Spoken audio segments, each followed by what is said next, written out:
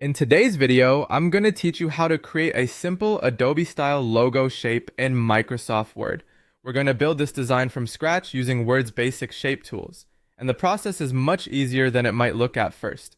The goal is to create a red rounded square as the background, then place a white stylized ribbon shape on top so everything feels clean, balanced, and recognizable. This is a great exercise if you want to practice working with shapes, colors, outlines, and alignment inside Word. To begin, go to the Insert tab, then click Shapes. From the Shape menu, choose the rounded rectangle. Now click and drag on the page to draw the shape.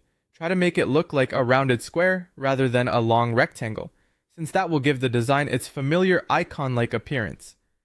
Once the shape is on the page, adjust the size if needed by dragging the corners until it looks proportionate and visually balanced. Next, with the rounded rectangle selected, change the fill color to red. This will become the main background of the design, so make sure the color is solid and clearly visible. After that, set the shape outline to no outline. Removing the outline helps the icon look cleaner and more polished, especially since the design relies on bold contrast between the red background and the white foreground element.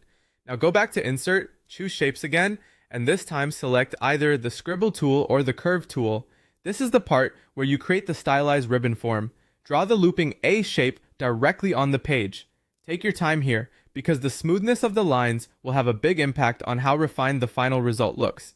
If your first attempt doesn't look right, that's completely normal. You can redraw it until the overall shape feels neat and recognizable. Once the ribbon shape is in place, change its line color to white. Then increase the stroke weight so the shape stands out clearly against the red background. A thicker line usually works better here because it gives the logo more presence and makes it easier to see from a distance. Finally, move the white ribbon shape into the center of the red rounded square. Adjust its position carefully so it feels evenly placed and visually centered.